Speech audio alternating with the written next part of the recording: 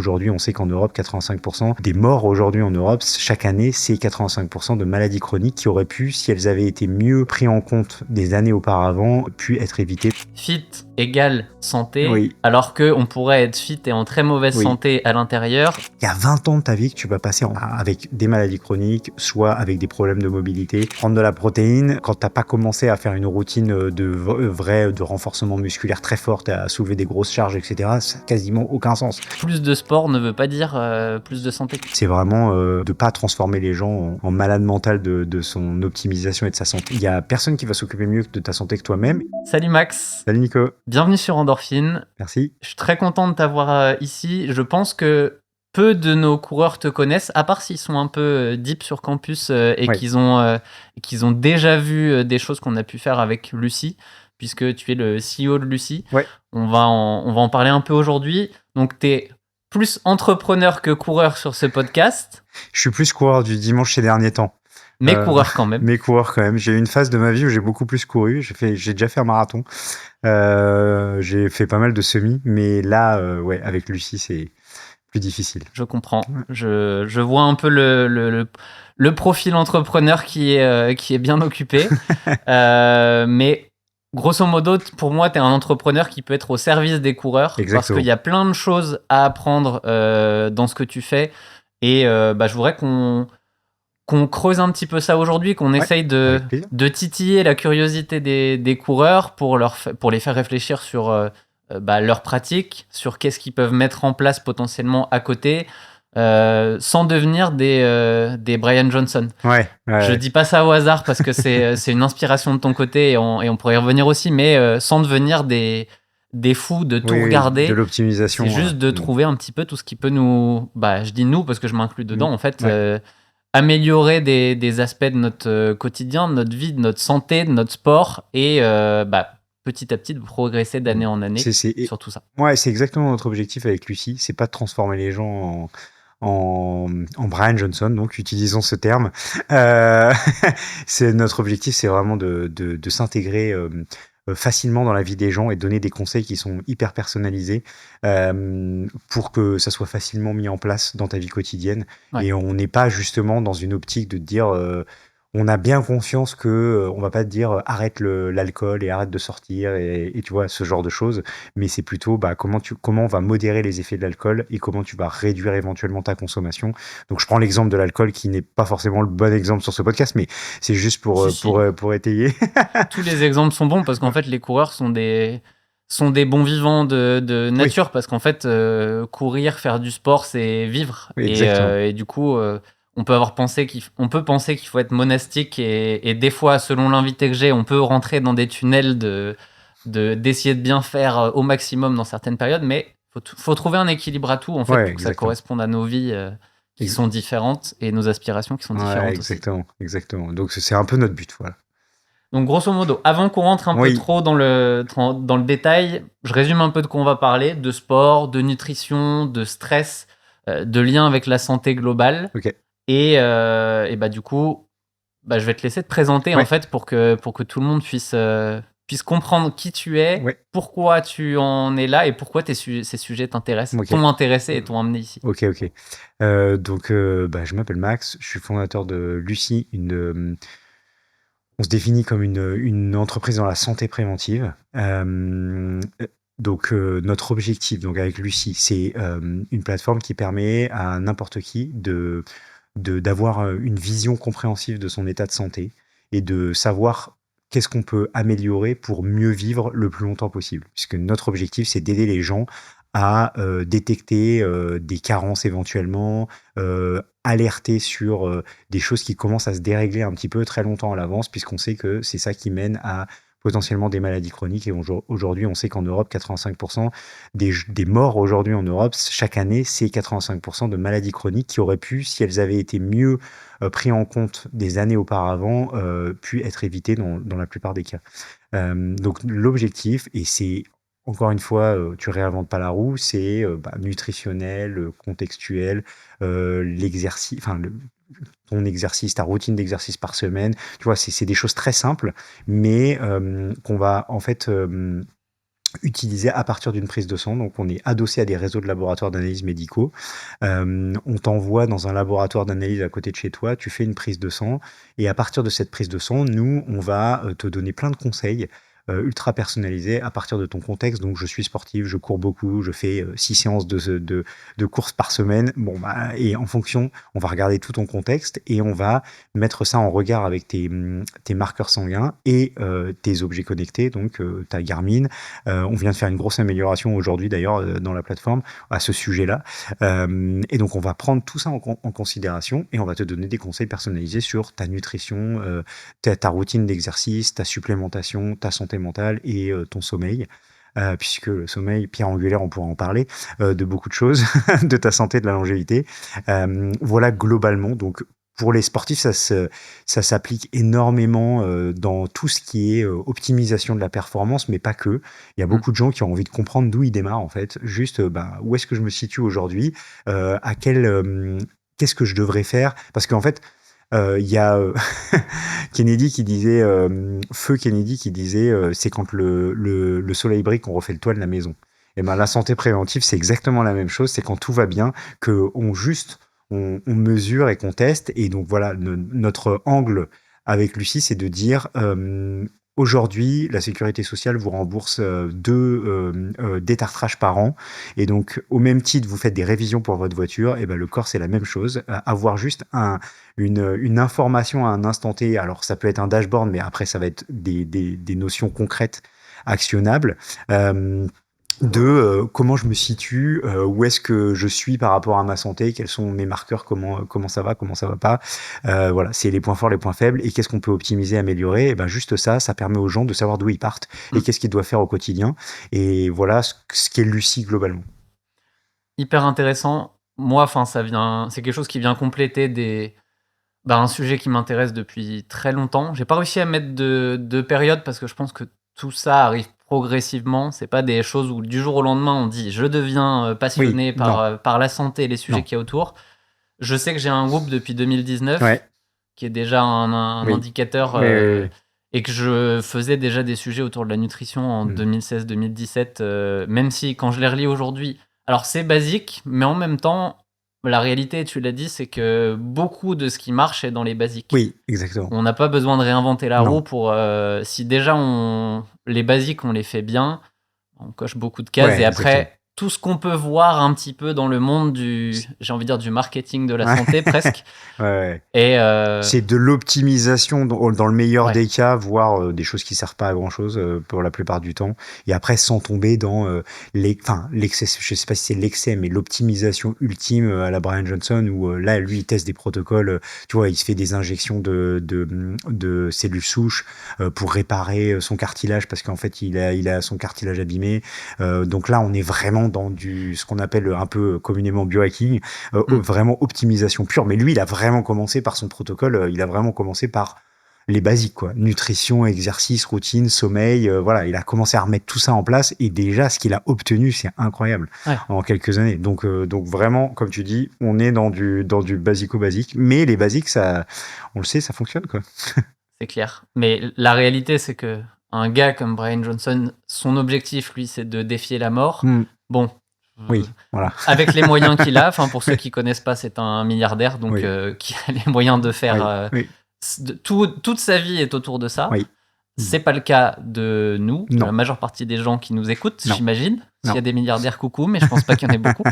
Il dépense 2 millions par an pour sa santé, il a un staff médical, il a une espèce de clinique chez lui au bout de sa maison, il est en train de mesurer tout le temps. Mais c'est hyper intéressant ce qu'il fait pour l'avancée déjà pour lui-même, pour la science. Et alors après, bon, voilà, c'est une seule personne qui fait des tests sur lui-même, donc c'est pas statistiquement, scientifiquement, c'est pas une vraie expérimentation, mais ça reste intéressant. Voilà. Oui, non, mais ça ouvre des voies, ça fait réfléchir. Et moi, je le ferais pas sur moi. Oui. Parce que il y a trop de choses. Il y a trop de contraintes.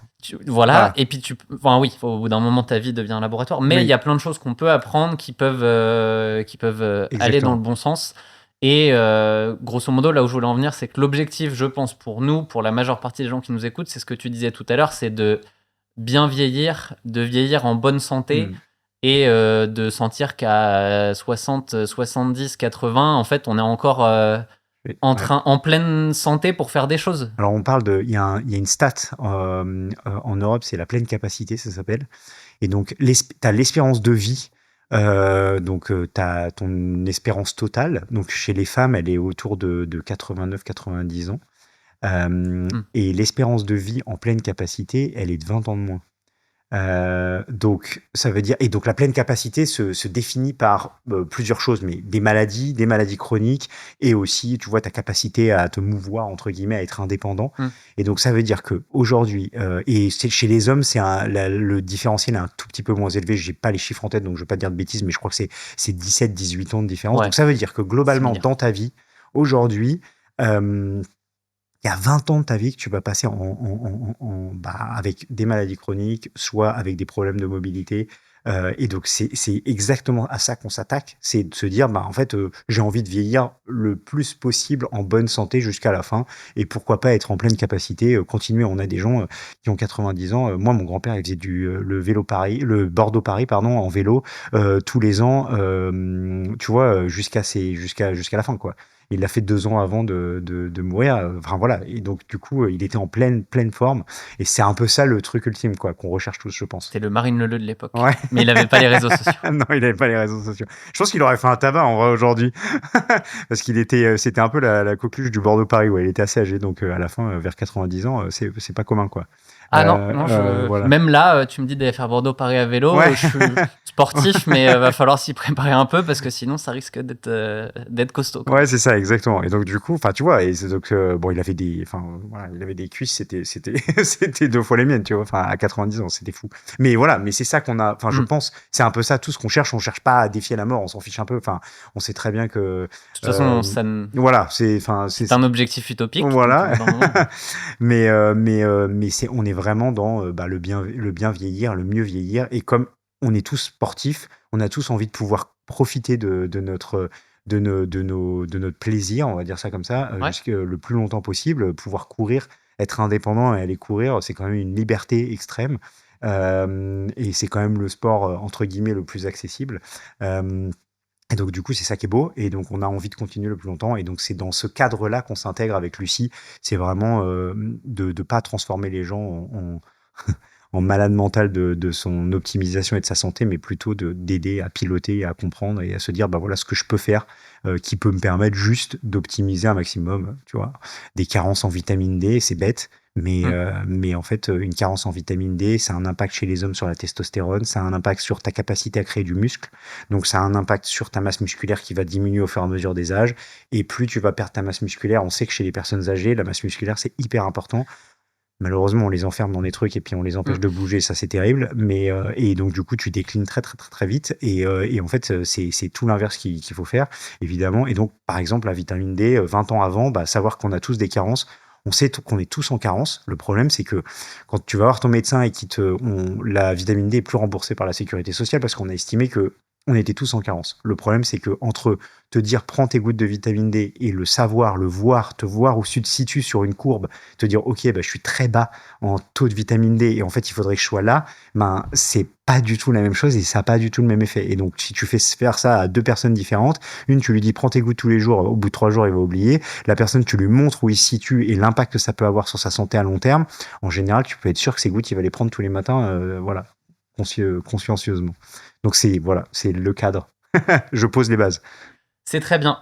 J'ai envie de rebondir sur plein de trucs, mais on va recentrer sur des petits sujets course à pied pour activer nos coureurs qui sont au milieu de leur footing, de leur sortie longue ou en train d'étendre leur linge, ça dépend.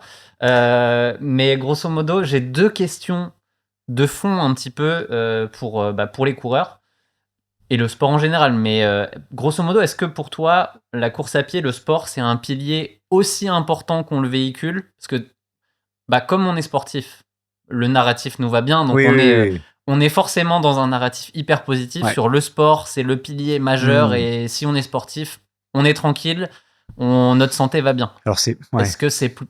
Bon, je tire le trait dans un sens que tu vois venir, mais est-ce que c'est pas un peu plus compliqué que ça et le sport est une bonne base, mais pas suffisante ? Donc déjà, en santé, on dit que souvent, tu vois, 80% qui vient enfin 70 à 80% qui vient de la nutrition. Et le reste, c'est, tu vois, ta routine d'exercice qui va venir impacter ta santé, quoi.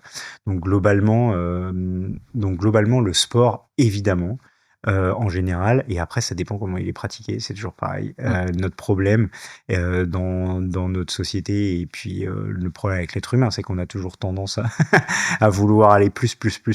Donc on va se retrouver dans des situations où effectivement on fait du trail, on fait des trucs improbables, on court des 120 km, des choses comme ça, on se met des défis parce qu'on a envie de toujours plus.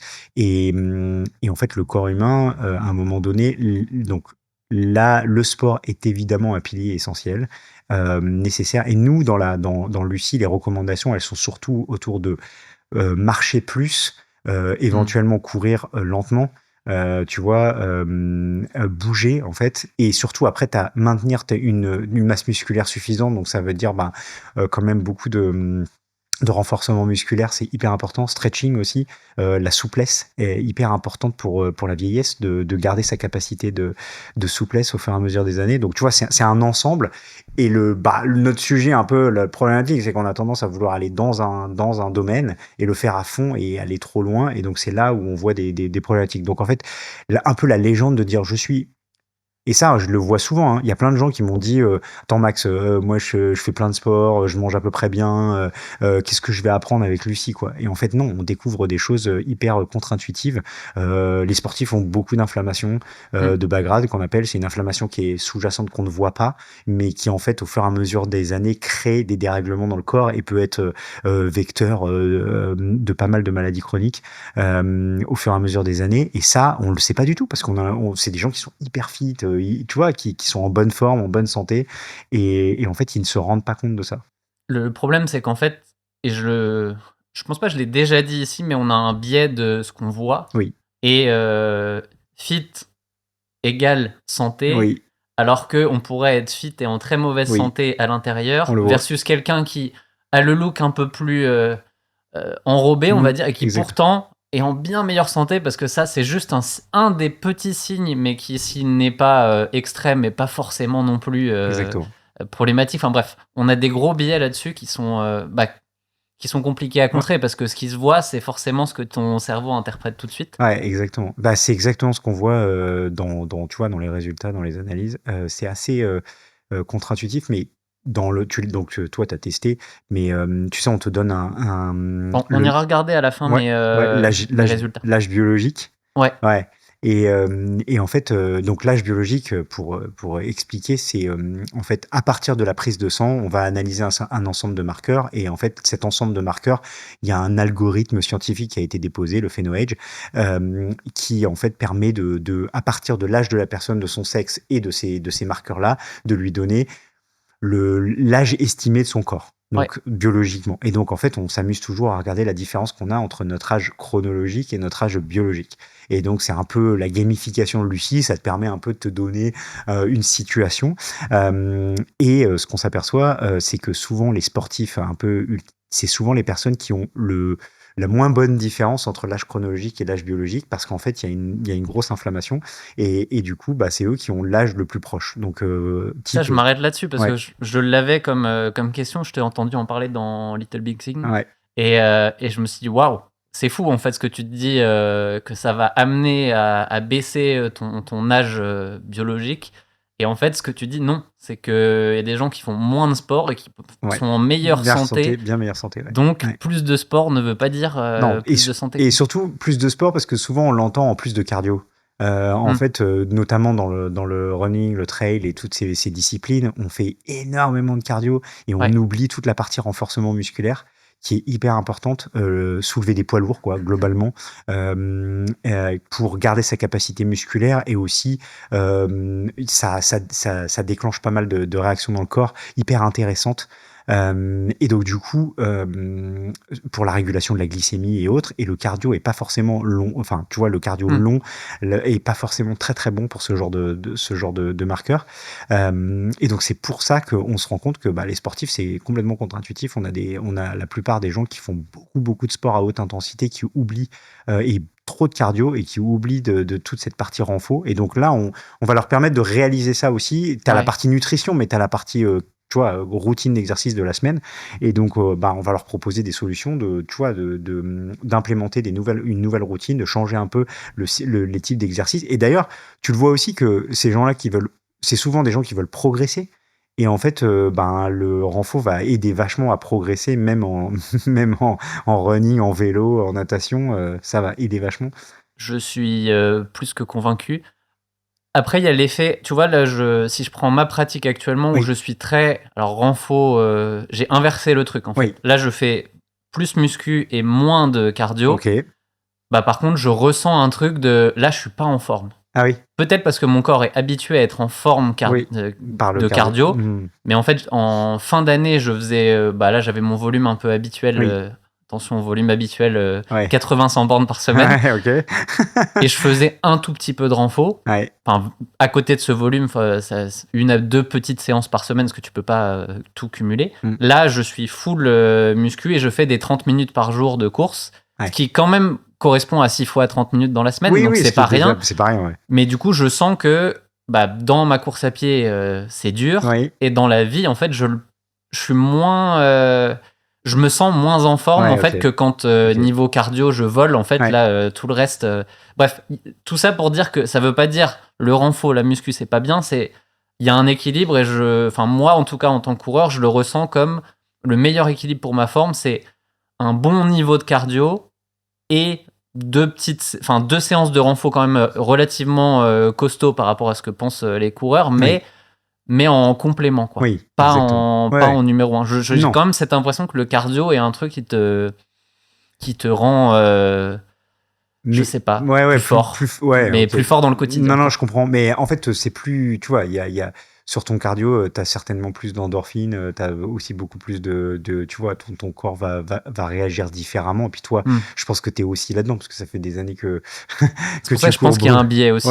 Que tu cours beaucoup. Donc je pense qu'il y a une habitude aussi, tu vois. Enfin, il faut, mais clairement, tu dois le ressentir parce qu'il y a des volumes qui sont moins importants sur le côté cardio. Et donc, du coup, baisse de volume, ton corps doit se réhabituer dans un univers, tu vois, auquel il n'a pas l'habitude. Donc ça, c'est sûr qu'il y a ce biais-là. Mais clairement, sur coureurs notamment et tous les sports très cardio, le renfo doit venir complémenter. Et c'est pas la chose principale, évidemment. Mais c'est très important d'en faire parce qu'on oublie et ça permet de développer sa capacité musculaire aussi, de maintenir sa capacité musculaire parce que trop de cardio, en fait, on s'épuise aussi, on connaît les problématiques de genoux, de hanches, voilà. Donc ça, c'est ultra important aussi, quoi. Et du coup, le deuxième sujet que j'avais un peu comme ça générique, c'est grosso modo, on entend plein de choses sur la santé, mais en général, les discours santé parlent à tout le monde, quoi. On va dire, ça inclut les sédentaires, ça inclut les gens qui font un petit peu de sport, mais c'est pas forcément destiné aux sportifs, aux coureurs qui vont faire 4, 5, 6 entraînements dans leur semaine. Est-ce que du coup, ce qu'on entend est globalement adapté et on peut l'écouter, ou est-ce qu'il faut prendre ça dans son contexte et se dire attention, tout ce que j'entends n'est pas forcément à prendre au pied de la lettre, parce que dans mon contexte où je fais beaucoup de sport, ça peut être contre-productif. Alors, je sais pas exactement à quoi tu fais référence, mais globalement, en santé, de toute manière, le contexte est toujours très important. Et c'est un peu notre angle aussi de notre proposition de valeur. C'est de dire, aujourd'hui, avec les capacités qu'on a, avec les études qu'on a pu faire au fur et à mesure des années, on s'aperçoit que la santé est hyper personnelle. Et en fait, l'IA est en train de bouleverser un peu beaucoup de choses et ça permet de faire ce qu'on n'aurait pas pu faire il y a quelques années, c'est-à-dire de faire de la personnalisation à l'échelle, donc d'apporter des solutions de personnalisation qui avant étaient réservées à des gens qui avaient beaucoup d'argent. Parce qu'en fait, il te fallait te faire accompagner par un médecin, il te fallait te faire accompagner par un coach. Tu vois, il y avait tout un tas de métiers qu'il fallait mixer. Et aujourd'hui, l'IA va permettre de combler ces choses-là. Et donc, on est en train de vivre une ère où on va pouvoir faire de la personnalisation à l'échelle. Et donc, pour rebondir sur ce que tu disais, Bah évidemment, on a et c'était un peu la frustration et c'est un peu le point de départ de l'aventure Lucie.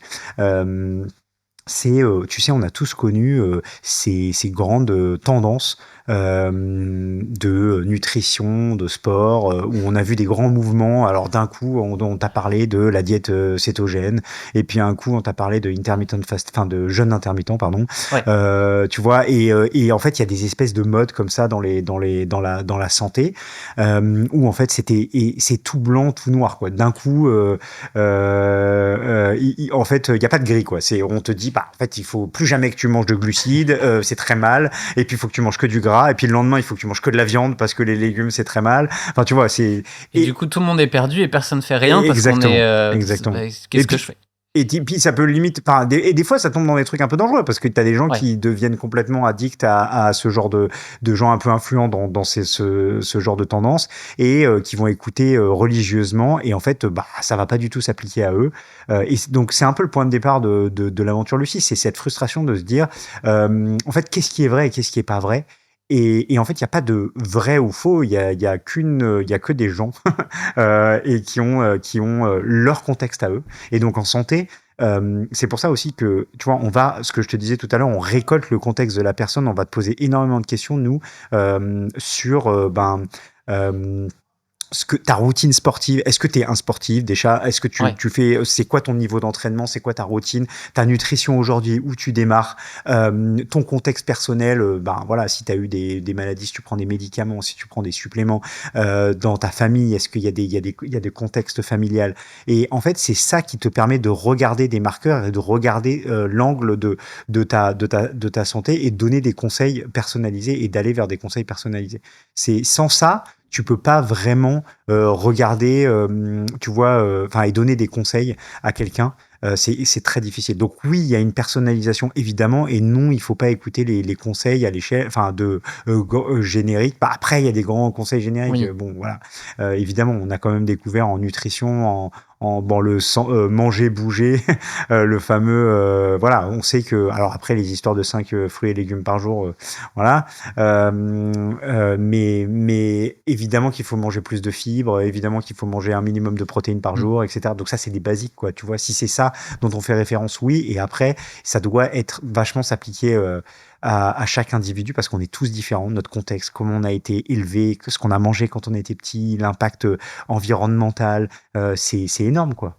Ouais, puis des conseils qui peuvent s'adapter, qui peuvent marcher dans un contexte, ne marchent pas dans un autre. Exactement. Typiquement, si on va sur le sujet des fibres, selon ce que tu fais, à quelle heure de la journée, avec quel type de fibres, pour certains ça marche, pour d'autres ça devient un enfer et en fait le bon conseil devient ah oui mais je fais ça parce que c'est bon pour ma santé, Ouais, mais tu le vis comment? Ah très très mal. Bon ouais. bah c'est que ton corps lui il écoute pas ce conseil là Et- de cette manière là et ça il faut le tester. En fait, c'est là où je trouve ça intéressant, c'est que à la fois il faut se faire guider et en même temps la seule réponse c'est ton corps qui te la donne. Donc Exactement. faut tester, voir ce qui fonctionne et au fur et à mesure du temps, Mm. bah, garder ce qui semble te donner de l'énergie.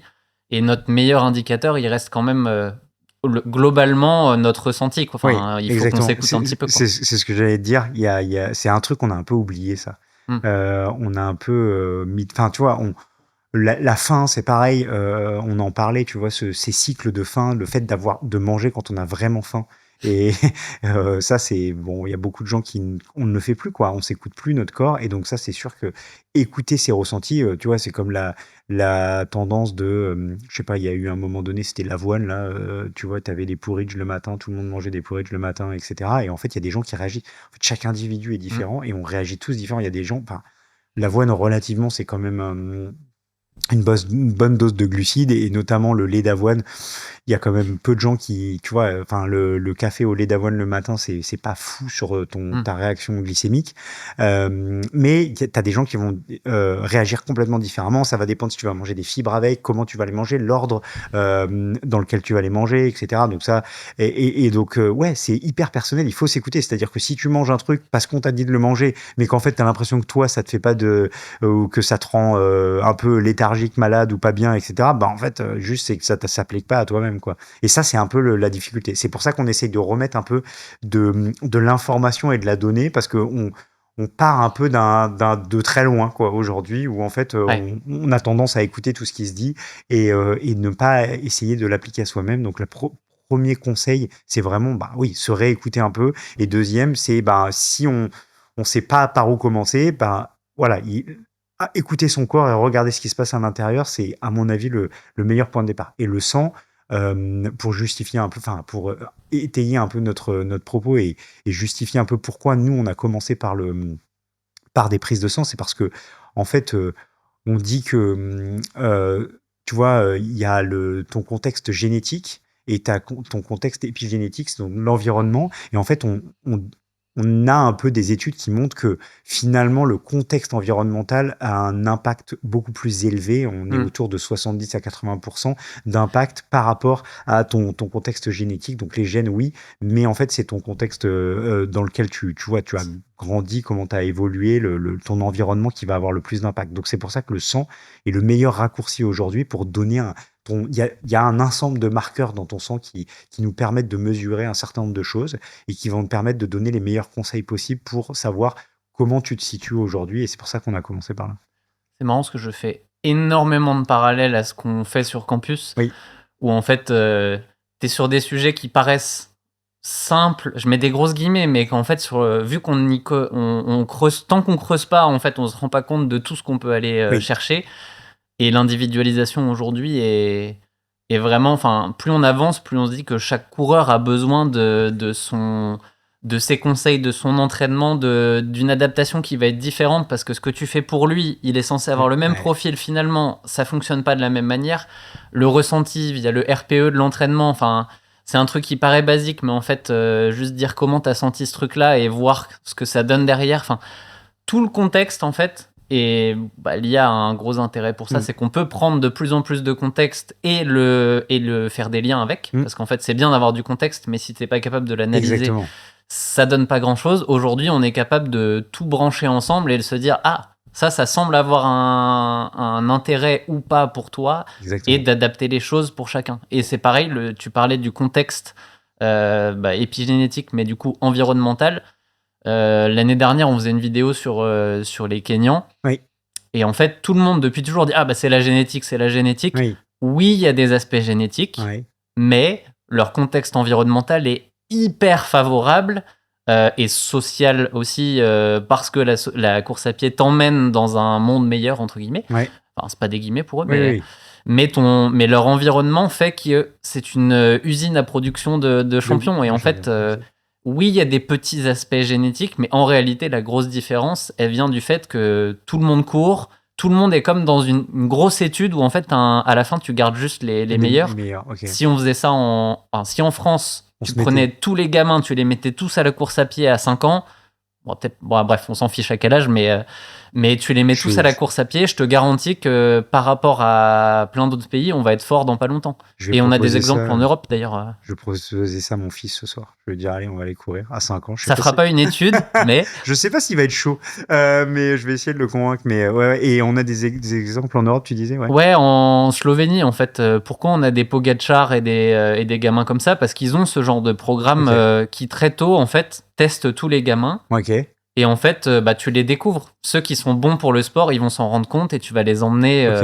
On parle pas de santé, mais quand même, tu vois que quand tu fais des programmes un peu larges qui emmènent les gens dans quelque chose, tu as des résultats. Et si tu fais la même chose avec orienté santé, et quoi de mieux qu'à l'école pour le faire? Parce qu'en fait, si on nous le dit, nous, en tant qu'adultes, il faut que ça rentre dans la vie. Et c'est beaucoup plus compliqué à faire rentrer des habitudes quand on est adulte et qu'on a une vie... chargé, où on a plein de choses à faire. C'est beaucoup basé sur notre envie d'y aller, et du coup l'envie, elle se prend des claques dans la gueule dès que tu as un impératif dans le quotidien, quoi. Donc c'est pas simple, mais je pense quand même que ça intéresse de plus en plus de monde, mais justement de trouver c'est quoi la porte d'entrée, parce que on peut faire tout ça. Là, on est en audio, j'ai mes mains très très larges, on peut faire 1 million de trucs différents, mais en gros, par quoi on commence? L'avantage de Lucie, c'est que vous avez commencé à avoir des datas aussi, des retours sur... Quand vous faites des conseils, est-ce que vous avez déjà un peu une idée de ce qui marche, de ce qui est le plus intéressant et ce qui marche pour une majorité de gens, en fait? ouais, les premiers conseils, c'est autour de la nutrition, sans surprise. On a pas mal de gens qui sont en prédiabète ou pas loin d'un prédiabète et qui ne le savent pas, et notamment des gens qui sont très sportifs pour plein de raisons. Il suffit de leur expliquer, de leur montrer et de leur donner quelques conseils nutritionnels pour rééquilibrer un peu leur, euh, leur repas. Et en fait, 6 mois après, tu retestes et tu vois que tout a changé, quoi. Et que en fait, les marqueurs ont baissé et que tout va bien et qu'ils sont re-rentrés dans la normale. Ça, c'est assez fou. Euh, C'est que, enfin, on a une grosse capacité d'action oui, sur un truc qui va pas bien, en fait. Et ça, c'est c'est quand hallucinant. même hyper C'est positif. hyper positif. Et c'est pour ça que c'est intéressant de vraiment tu vois, ces marqueurs sanguins. C'est qu'en fait, tu vois vraiment des déséquilibres qui sont légers, hein, qui sont légers. Un prédiabète aujourd'hui, c'est pas non plus, tu vois, hyper grave. Mais en fait, ça dénote un déséquilibre qui commence latent, qui commence à arriver. Et en fait, plutôt que de dire dans 10 ans à la personne, bah, vous êtes diabétique, on va essayer de rechanger ça et d'améliorer, etc. En fait, si tu lui dis aujourd'hui, bah, juste tes fibres, tu en manges plus, et en fait, tes légumes, tu vas les manger avant et machin, et tes glucides, tu vas un peu diminuer ta quantité parce qu'en fait, t'en manges trop, ou tu vas rééquilibrer tes repas sur la journée, ou etc., etc. Et en fait, 6 mois après, les gens se retestent, ils voient la différence, et c'est assez incroyable. Donc ça, oui, il y a des vrais conseils autour de ça. Il y a des vrais sujets de carence sur lesquels on essaye de pousser toujours plus la nutrition en amont que la supplémentation, mais des fois, parfois, t'as pas le choix. Tu vois, la vitamine D en plein hiver à Paris, si tu dis à une personne, bah, sors 15 minutes le matin, expose-toi au soleil, bon, tu vois, il va te rironner, quoi. Il va te dire, bah, mec, j'habite à Paris, je fais quoi? Il pleut tous les jours. Et donc, du coup, là, dans ce cadre-là, la supplémentation devient un peu obligatoire.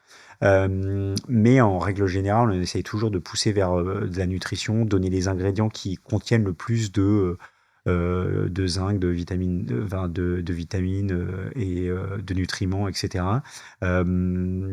Voilà, et après, il y a des conseils, on détecte aussi, il y a pas mal de choses sur la santé hormonale des femmes, les dérèglements qui commencent à apparaître autour de préménopause et ménopause, où là, tu as des sujets de thyroïde, tu as des sujets...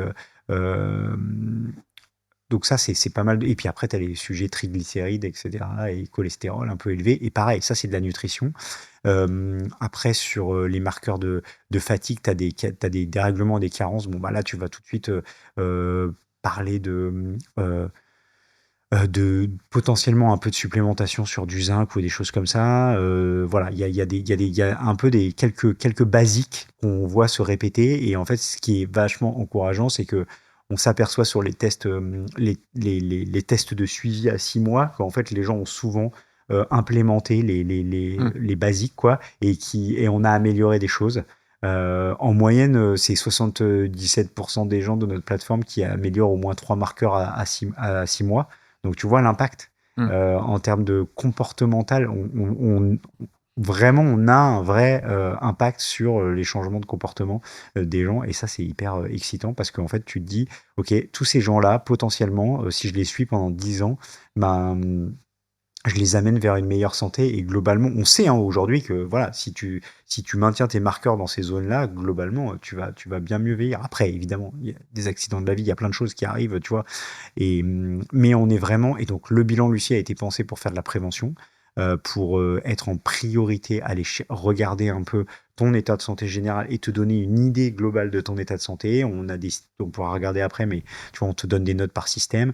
On n'est pas là, évidemment. Enfin, notre bilan n'a pas été fait pour détecter des maladies aujourd'hui. Tu vois, c'est pas le but d'aller chercher spécifiquement un cancer qui ne serait pas détecté ou des choses comme ça. C'est pas notre objectif. Notre objectif, c'est vraiment de te donner des meilleurs conseils de vie, d'optimisation pour améliorer, pour être plus en forme au quotidien et voilà, vieillir en meilleure santé. Enfin, moi, ce que j'aime, encore une fois, c'est ce côté, les choses qui peuvent vraiment avoir un vrai impact Oui, et qui ne demandent pas exactement. devenir un moine. Enfin bref, on parle souvent de sujets qui sont pas simples à gérer ici parce qu'on a avec les interlocuteurs, on parle de le sommeil, mais en fait, t'as pas forcément toujours la capacité de faire ce que tu veux avec ton sommeil selon où t'en es dans ta vie. Tu peux jouer un peu, évidemment, mais si t'as des enfants en bas âge, ton sommeil, forcément, c'est plus compliqué. Je pense que tu peux témoigner. La nutrition, c'est un truc qui... Je vais pas dire que c'est simple parce que ça l'est pas. Moi, dans mon quotidien, je fais clairement pas tout bien. J'ai plein de choses en tête et des fois, tu vas souvent au raccourci quand t'as pas le temps. Et en fait, c'est comme ça. Mais d'implémenter le plus possible les petits détails qui vont faire que... Moi, je sais que je fais rire sur des trucs aussi bêtes que je mets du curcuma partout. Partout, tout le temps. En fait, Elodie à la maison me dit « Mais comment tu fais ? C'est pas bon le goût ?» Ça fait tellement des années que je fais ça et en fait mon cerveau est hacké par le fait que au global sur le long terme c'est bon, du coup je n'ai plus de la sensation du goût en fait. C'est des petits trucs à la con, c'est vraiment pas le truc le plus important, mais même si on sait que c'est un des trucs qui est prouvé comme efficace, les antioxydants qu'on peut trouver un peu partout. Toi tu parles beaucoup d'huile d'olive aussi et on va pas rentrer dans les différentes qualités d'huile d'olive, j'ai trouvé ça hyper intéressant de voir que celle que j'ai là-bas, par exemple, quand on regarde son étiquette qui dit bio, mais qui dit origine UE et non UE, le truc qui littéralement veut dire cette huile d'olive vient de partout dans le monde. C'est ça. Merci, super. Enfin bref, de regarder un peu nos emballages et de se dire que ce qu'il y a dedans, en fait, on n'en sait rien. Et tout ça, je pense qu'on est quand même dans une transformation en cours et que de plus en plus, je pense que c'est toi aussi qui en parlais quelque part, de plus en plus les gens vont demander à avoir des preuves de ce qu'ils mangent et de dire ça tu me mets juste une étiquette qui veut rien dire, j'achète plus en fait. Évidemment on n'est pas là-dedans encore demain parce que il y a des histoires de coûts et comme tout ce qui demande des analyses, qui va être plus santé, qui va être mieux, coûte encore trop cher pour la majeure partie des gens aujourd'hui, mais si on pousse dans cette direction-là, à la fin, ça écrasera le marché des trucs qui sont mauvais, quoi. Le bio, si tu prends l'exemple du bio, et après tu peux critiquer la qualité intrinsèque des produits et le label, etc. et comment c'est fait. Il y a évidemment plein de trous dans la raquette, mais globalement, le bio, les industriels se sont mis à faire du bio parce que les gens ont demandé plus. Enfin, tu vois, c'est un mouvement qui est venu des demandes du grand public. Et donc, ils se sont adaptés aux besoins du grand public. Donc, clairement, on a un impact là-dessus. Yuka, tu vois l'impact de Yuka aussi, quoi, sur les gens qui scannent tous les produits dans les magasins et qui regardent si c'est quoi les adjuvants dans les crèmes, dans tous les produits comme ça, etc. Tu vois plein de gens faire ça dans les magasins. Tester. Tout le monde autour de moi, en fait. Et du coup, même si t'as pas que des produits bons, typiquement, je me vois le dimanche, quand on est en train de manger notre petite crème glacée, là, tu scannes le truc, tu fais « Ah, bon, ça, c'est 1 sur 100. » Mais ça veut pas dire que tu dois devenir fou et arrêter de... Mais tu manges ta glace une fois par semaine, ça va. Si tous tes produits sont 1 sur 100, faut te poser des questions sur l'impact global. Mais t'es content quand tu vois un truc vert et cette gamification, on en parlait pour Lucie, on l'a sur campus, on l'a sur... en fait, ça marche parce que c'est vert, c'est bien. Alors, il faut avoir le bon truc. Yuka, c'est bien fait. Si t'es Nutri-Score, on peut critiquer peut-être un petit peu plus les chips qui apparaissent en catégorie A.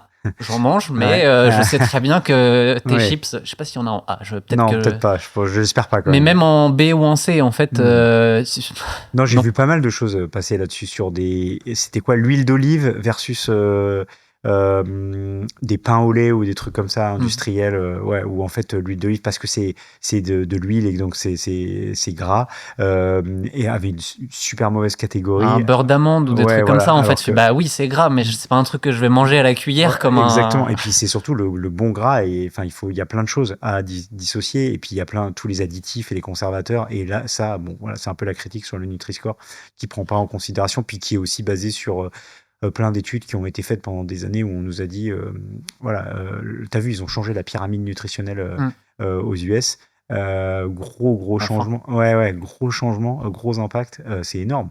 Mais même nous, on est encore un peu, enfin tu vois, il y a des bonnes choses à mon avis à prendre là-dedans. Donc clairement, c'est. Après, si je fais le parallèle à quand j'étais gamin, dans les années 90, on en rigole souvent, mais c'est un peu la pire époque. Ah ouais, c'était... Parce qu'en fait, tout ce qu'on mangeait à l'époque, c'est genre, aujourd'hui, surtout pas, vous allez mourir. T'as vraiment l'impression que c'est ça, en fait. Bon, peut-être qu'on est un peu alarmiste quand même, parce que on n'en est pas tous. Je pense qu'on a fait des progrès par rapport aux années 90. Ah oui, non, mais justement, énorme. En fait, c'est quand tu vois tout ce qu'il y avait dans les produits qu'on mangeait et qu'il n'y a plus aujourd'hui. À l'enfer. Et les produits où on a dit ça, c'est plus jamais. En fait, dis ok, on a beaucoup évolué, mais c'est quand même lent par rapport au fait qu'on sait plein de choses qu'on n'applique toujours pas. Donc c'est toujours l'écart entre l'évolution qui est forcément lente mais du coup, cette évolution, on l'a fait accélérer en ayant les bons discours et en poussant à avoir un Yuka pourrait remplacer un Nutri-Score. Ça n'arrivera pas, mais ça pourrait. Ça serait pas déconnant. Mais globalement, enfin, tu vois, et dans ce que tu dis, c'est globalement, en fait, et c'est un peu notre positionnement. Et moi, c'est ce que je souhaite pour tout un chacun, c'est qu'en fait, on est acteur de notre santé. Et en fait, il y a personne d'autre qui va s'occuper mieux que nous-mêmes, quoi. Et donc, en fait, c'est un peu ça l'idée derrière Lucie et ce que je fais depuis des années. C'est en fait, tu te renseignes, tu t'éduques, tu comprends comment la santé fonctionne, tu comprends comment la nutrition ça fonctionne, le sport. Tous les gens qui se mettent à la course, en fait, ils vont utiliser Campus Coach pour commencer à créer des routines, comprendre comment on fait du fractionné, comment on fait des séances plus longues, tu vois. Et en fait, tu t'éduques. Et en fait, c'est ça la solution. La solution, c'est que, en fait, le discours, c'est de dire il n'y a personne qui va s'occuper mieux de ta santé que toi-même. Et donc, voilà, je te donne les clés pour essayer de comprendre et t'éduquer. Et après, fais les choses que tu as envie de faire. Et comme tu disais, voilà, si tu as envie de boire de l'alcool samedi soir et de faire la fête avec tes potes, et tu fais la fête avec tes potes et tu bois. Et c'est pas un problème, en fait. C'est un ensemble de choses qui comptent à la fin de la journée. Et effectivement, le but, c'est pas qu'on se transforme tous en moines. Brian Johnson. Et si ça fait plaisir, si c'est ça c'est pas interdit. Voilà, c'est pas interdit non plus. Je pense que au fond, Brian Johnson, il y a plein de gens qui disent oh là, ça doit être horrible, etc. Mais lui, j'ai l'impression qu'il est heureux. Et s'il est heureux dans son truc, il est heureux dans son truc. C'est toujours dur à savoir avec un Américain parce que t'as tellement la façade marketing, tu dis. Et est-ce qu'on peut vraiment la creuser pour te parler vraiment, mais tu ne l'auras jamais face caméra qui parle. Mais il m'a l'air assez barré pour que ce mode de vie soit parfait pour lui. Je pense qu'à la fin, il est dans son truc, et c'est un mode qui le rend heureux. Et tu vois, il y a plein de gens on est tous différents, quoi. Il y a des gens qui aiment sortir et faire la fête, il y a des gens qui préfèrent rester chez eux, et voilà. Et le but, c'est de savoir c'est pareil en santé et en nutrition, quoi. Il y a des choses qui nous font plaisir et qui vont contrebalancer le truc parfait de la semaine de mes 3 séances de sport, etc., etc. Et c'est la vie, comme tu disais, la glace du dimanche. Je vais pas l'arrêter. Voilà, exactement. Je vais pas l'arrêter, j'ai juste pas en manger 3 fois par jour. Ouais, voilà. Ouais. Et c'est un peu notre tendance en tant qu'être humain à toujours dériver vers oui ou non. Ouais, l'extrême. Il faut une réponse. Ouais. On a toujours tendance un peu à partir trop loin dans les concepts. On va faire des choses en excès. Donc c'est un peu le sujet, quoi. Enfin, je rentre pas un peu dans. Mais si je prends le bilan de mon rapport Lucie que moi j'ai fait, on l'avait analysé déjà un peu sur la plateforme Campus avec Anaïs. Et grosso modo, elle était en mode je pensais voir plus de trucs à te remonter et en gros ta santé elle va bien et du coup moi mon retour c'est mais je fais pas les trucs je fais le 80%, quoi. Oui c'est ça. Et il y a le 20% il y a pas de je mange plein de trucs où si t'écoutes les podcasts santé tu dis ça c'est pas bien, ça c'est pas bien, ça c'est pas bien, mon sommeil il est pas parfait même si j'essaie, et en gros, c'est la vie, quoi. Et du coup, c'est encore une fois encourageant parce que je pense que beaucoup de gens se disent en me regardant « Ah, mais il fait tout bien et pas du tout. » Et moi, justement, vu que je suis très confronté à ce que vous faites, à des limitless, des extraterriens où t'entends juste les gens qui font les trucs comme proches de la perfection, entre guillemets, ton standard, il est un peu là des fois dans ta tête et tu te dis « Ah, moi, je suis en dessous de ça. » Et en fait, ça suffit largement. Alors oui, on peut toujours faire plus, mais il faut trouver l'équilibre où, dans ta vie, en fait, tu le vis bien et et je trouve que c'est ça le truc qui est le plus dur à faire, c'est de te dire comment j'augmente mes standards, mais sans m'enfermer dans un truc où il faut vivre en fait quand même aussi. C'est bien de vivre en bonne santé longtemps, mais si tu vis une vie de merde, c'est pas non plus. C'est les critiques apportées à Brian Johnson, c'est toujours ça. C'est ouais, mais mec, je voudrais pas avoir ta vie. Mais ouais, t'as 100% raison. Et je pense que c'est trouver l'équilibre et c'est vraiment. Et c'est pour ça que c'est important, et je le répète, hein, là, c'est vraiment vraiment notre angle, et c'est pour ça qu'on va chercher le contexte, c'est pour essayer de coller à ta vie quotidienne et pas te donner des choses complètement infaisables. Si une personne, elle fait pas du tout de sport, lui dire, bah, faut que tu fasses 5 séances de sport par semaine, tu vois, enfin, le gap, c'est comme sur vous avec Campus, c'est pareil. Moi, si je m'inscris et que je mets dans le contexte, je dis bah je fais plus du tout de sport, j'ai pas couru depuis 2 ans et en fait je suis pas capable de tenir 20 minutes, bah tu vas pas me dire ok bon bah allez mon gars, on va aller courir 1 heure, on va faire la sortie longue de dimanche, ça va être 1h15, tu vois, tu vas pas me dire ça. Mais toi tu le sais parce que tu viens de ce monde où tu sais comment fonctionne le corps, mais ce que tu dis est un vrai problème. Enfin, on en parlait hier. Ah oui. Nous on a sorti notre nouvelle version, nouvelle identité. Trop bien. Et en gros, on amène le fait qu'on a allégé certaines contraintes, Ouais. Pour que ça colle un peu plus aussi aux volontés des gens. Encore une fois, faut pas être trop rigide, même si c'est pas parfait. Tu peux laisser les gens faire un peu plus que ce que toi tu voudrais en tant que coach, parce qu'ils vont bien le vivre et tu sais que tu les emmènes pas trop dans le mur. Mais on essaie quand même d'être la plateforme un peu la plus Oui.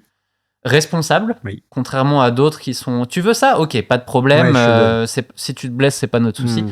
Nous, on est très regardant là-dessus, mais le fait est qu'aujourd'hui, enfin, c'est Jonathan qui a amené ça hier. Il dit mais j'ai encore vu plein de messages de gens qui disent mais vous avez pas allégé les contraintes, je peux pas faire ça, je peux pas faire ça. Et on se met à voir les gens qui dans le support te traitent comme un chat GPT en mode oui mais moi je veux faire ça, donc vas-y laisse-moi faire ça. Okay. Mais on parle de ton corps en fait. On parle pas de construire un algorithme pour faire un site web en fait. C'est ton corps, il va pas le prendre, il va pas l'accepter. Et que tu le veuilles ou non, même si toi, tu as envie d'en faire plus, le sport, la manière dont fonctionne le corps, et ça, c'est pareil en santé, c'est un peu boring. Désolé si vous entendez les klaxons, on est à Paris. Oui, je sais pas ce qui se passe, il y a un petit bouchon. Bon, Paris. mais ouais, en fait, cet aspect boring, il est aussi hyper... il marche énormément sur le long terme, et c'est là où on peut tirer de la fierté, c'est de se dire non, j'ai juste fait des choses petit à petit, j'ai amélioré et j'ai pas cherché à faire j'ai pas cherché la magie de tout de suite avoir le résultat, recevoir mon résultat dans 2 semaines et me dire regardez, je suis trop fort. Ça marche pas comme ça. Ouais, c'est ça. Et de toute façon, on le voit dans tous les domaines. Les gens, enfin, les pertes de poids, les gens, ils veulent perdre 15 kilos en 3 semaines. Tu vois, le truc qui est pas du tout faisable. On veut, voilà, c'est notre société moderne, on veut tout de suite, tout le temps, sans trop d'efforts. Et effectivement, je vois bien le feedback de tes utilisateurs. Laisse-moi faire le truc extrême et courir mon semi-marathon à la fin de la semaine. Bah non, en fait, ça va pas passer. Et c'est ça, moi, que j'aime bien chez vous, quoi, tu vois, chez Campus. Et moi, je suis utilisateur depuis je sais pas combien d'années. Donc c'était marrant quand on s'était rencontrés. Je t'avais dit, je suis un gros fan de Campus parce que effectivement, c'est ce que j'aime bien aussi dans votre approche, c'est d'aller chercher des gens qui partent de très loin. Et on a tendance un peu, c'est un peu ça, ce que tu disais dans tous les podcasts qu'on voit, on voit que des gens qui ont des trucs extrêmes et qui te racontent qu'ils ont fait de l'ultra trail, du machin, ils ont des routines incroyables, etc. Et en fait, le problème, c'est que tu te projettes avec ces gens-là, c'est génial, mais toi, en fait, t'as pas du tout la condition et le temps dans ta vie pour absorber ça. Et c'est pour ça que nous, on vient complémenter ça et te donner aussi des bases qui vont te permettre de savoir est-ce que dans quel état tu es et comment tu vas pouvoir encaisser aussi tous ces sujets-là. Parce que en fait, on n'est pas tous et il faut se méfier aussi, quoi. Les gens qui passent dans les podcasts et qui ont des super routines incroyables, souvent ils font que ça, quoi. Et en fait, ils dorment aussi, ils se reposent. Enfin, tu vois, les sportifs professionnels, on parle souvent de la recovery pour les sportifs, de la récupération. Et en fait, quelqu'un qui travaille, tu vois, t'as des mecs qui travaillent 8-10 heures par jour, qui ont des gros jobs et qui se mettent des sessions énormes de sport et qui veulent se mettre des challenges sur des gros. En fait, ils ont pas. Et qui veulent se comparer à des sportifs un peu semi-pro, professionnels ou des gens qui sont en train de monter, t'as pas du tout la même routine. Les pros, ils font des siestes, ils récupèrent, ils ont pas du tout la même, ils travaillent pas 9 heures par jour, quoi, tu vois. Et donc ça, c'est hyper important aussi. Et c'est un peu ces décalages-là souvent qu'on voit. Et donc, ouais, le corps, on a tous, on part tous d'un contexte un peu différent, quoi. Après, je te rassure, les gens qui sont sur le podcast, et en particulier quand on a commencé à bien avancer, sont ceux qui ont envie, en fait, qui sont dans le bon mindset. Ceux qui sont en mode « je veux des résultats tout de suite », bon, en t'écoutant, ils sont déjà partis parce que c'est pas ce que tu promets. Donc, non, c'est clair. Là, on est vraiment avec les gens qui se disent je sais que je veux avancer, mais c'est pas simple parce que je peux regarder à droite, à gauche, et c'est pour ça qu'on a commencé à travailler en bac sur certains aspects entre Lucie et Campus, parce qu'on parlait de contexte. Pour moi, le contexte, il est beaucoup plus large que la course à pied, les marqueurs sanguins, ta nutrition. C'est plus on va être capable de prendre en compte de choses de la vie, de qu'est-ce qui se passe dans la vie des gens, et plus on va être capable d'adapter, en fait. Parce que je donne un exemple. Régulièrement, alors maintenant je me bloque plus, mais ça fait des années que j'ai ça. Les gens viennent te racontent leur contexte en 3 lignes en message privé sur Insta, te disent je fais quoi. Réponse, mais en fait, ma réponse qui est très décevante, c'est mais j'en sais rien. Enfin, soit je prends 15 minutes à te poser toutes les questions que j'ai pour pouvoir commencer à te donner une réponse, soit je te dis mais je peux pas te répondre, en fait. Et enfin, sur la santé, si quelqu'un vient te voir en mode alors Max, je fais quoi demain, tu dis bah déjà fais tes analyses, et puis après je pourrais commencer à donner des hypothèses, mais ça restera des hypothèses tant que tu les auras pas testées, en fait. Exactement. Et dans l'entraînement, c'est pareil. C'est ça qui est dur, c'est que tu le disais aussi tout à l'heure, en fait, ce qu'on fait, c'est se donner tous les moyens d'être en meilleure santé, donc en forme physique pour Campus, en santé pour Lucie, mais c'est pas des garanties, c'est juste tu mises le plus pour que ça aille bien. Il peut t'arriver des trucs si t'as pas de chance et que t'as un truc qui t'arrive. Malheureusement, on peut pas contrer ça. Non, évidemment. Et c'est pareil, là, on a le marathon de Paris à la fin de la semaine quand on enregistre. Bah, on prépare les gens à ce qu'ils aient tout fait pour que ça se passe bien. Mais on ne sait pas ce qui va se passer le jour J. Et il y en a 20-30% qui vont se prendre le mur parce que marathon. Marathon est une épreuve dure.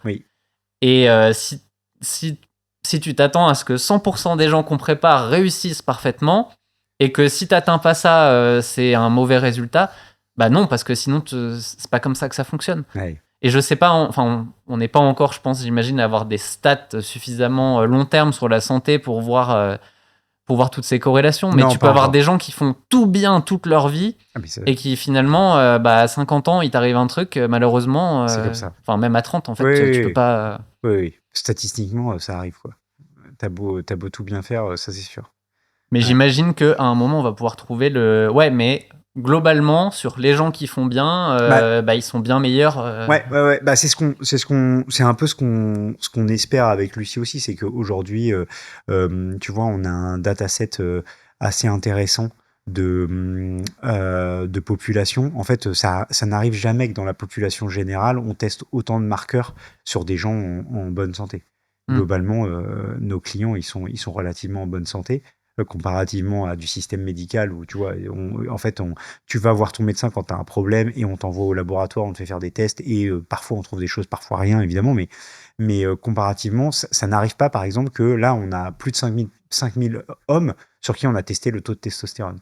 Et en fait, c'est hyper intéressant. C'est des data points, ça n'existe quasiment pas. Et plus on va grossir et plus on va avoir ces datasets. Et donc nous, notre objectif, il est aussi de travailler avec la recherche.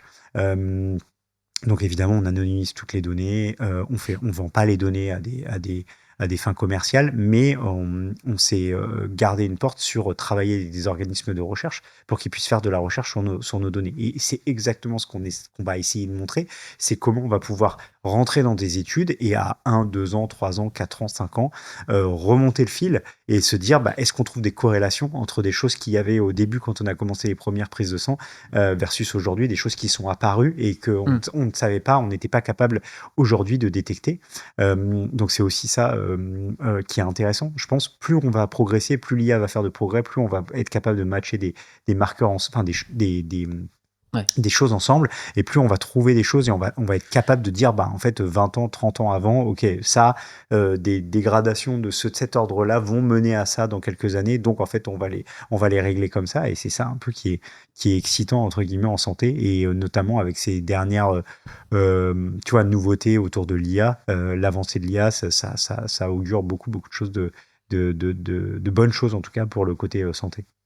Je suis assez d'accord. Enfin, moi, ce que je trouvais excitant sur Campus, c'est le fait qu'on ait des millions et des millions et des millions de séances et qu'en fait, tout ce qui avant la manière de créer des méthodes d'entraînement, c'était de l'empirisme de coachs qui ont eu, je sais pas, dans leur carrière, les meilleurs coachs, ils étaient tous vieux. Ouais. Pourquoi ? Parce qu'en fait, ils ont vu suffisamment de data points et le cerveau est un ordinateur qui fait des liens et dit ok, moi j'ai repéré que ça marche. Ouais. Ce qui est globalement vrai. L'empirisme, ça marche quand même plutôt bien pour des sujets comme ça qui sont gérables individuellement, mais c'est quand même encore plus intéressant quand tu peux aller sur plusieurs milliers, centaines de milliers, millions de personnes où en fait tu peux les regrouper dans des plus petits groupes et essayer de comprendre qu'est-ce qui a un impact sur quoi. Nous, c'est ce qu'on fait déjà depuis plusieurs années. C'est ce qui permet déjà d'améliorer l'entraînement aujourd'hui, mais on n'est qu'au début, en fait, parce que l'intérêt de l'IA, il est là. Il n'est pas dans ce que les gens voient. Enfin, oui, il y a un intérêt au quotidien, mais en fait, pour moi, le vrai intérêt de l'IA, c'est sur des sujets fondamentaux comme ça, où on va être capable de juste voir des choses qu'on ne voyait pas avant et se dire, pour toi, tel individu, en fait, c'est ça qu'il faut faire. En santé, en entraînement, en tout, en fait. De dire ça, on l'a repéré, c'est sûr pour toi, t'as le profil pour que ça marche. Et aujourd'hui, on n'a pas tout ça. Enfin, on a des éléments avec des corrélations que vous pouvez déjà faire, mais on n'est qu'au début, en fait. On est complètement qu'au début, et surtout, on est aussi au début. Enfin, et aussi, tu vois, vous avez des données, nous, on a des données, il y a des gens qui ont leurs données, etc. À un moment donné, tu vois, faire sens de toute cette information et la matcher ensemble, c'est un peu l'objectif.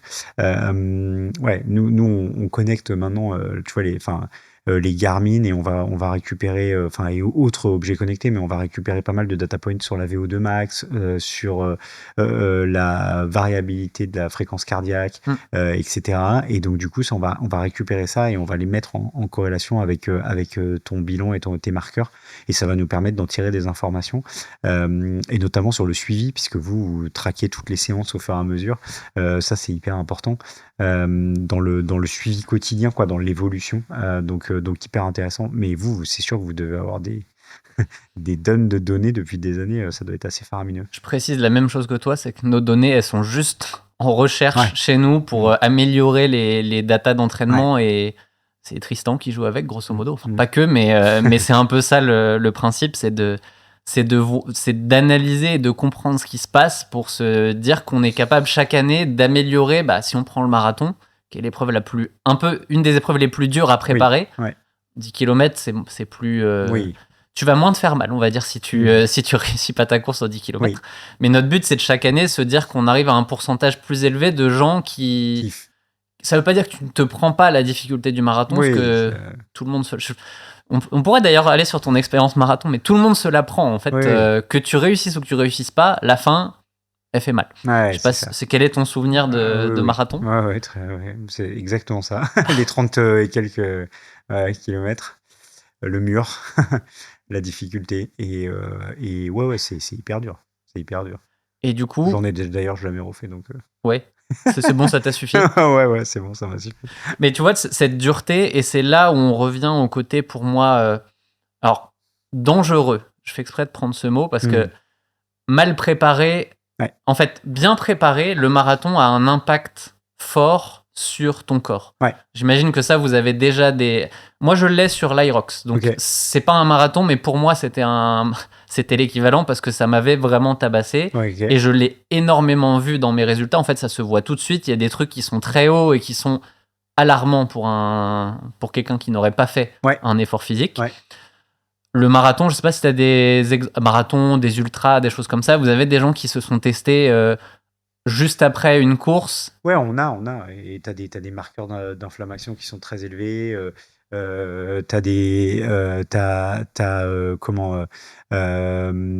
y a pas mal de gens. On essaye d'éviter, en fait. Ce qu'on fait, c'est que en général, comme on veut faire une baseline, donc un point de départ assez honnête. C'est pas l'objectif initial. C'est pas l'objectif. Donc après, avec certains sportifs, on travaille, et justement, on teste avant, après. Donc on commence à avoir quelques exemples effectivement, de marqueurs qui sont très très impactés par une grosse séance de sport. Typiquement, il y a il y a 2-3 marqueurs et dont un, mais j'arrive pas à le sortir. Mais ouais, exactement, c'est PK, voilà. Qui en fait, celui-là, bon bah typiquement, tu sais que la personne elle a fait une grosse séance de sport la plupart du temps.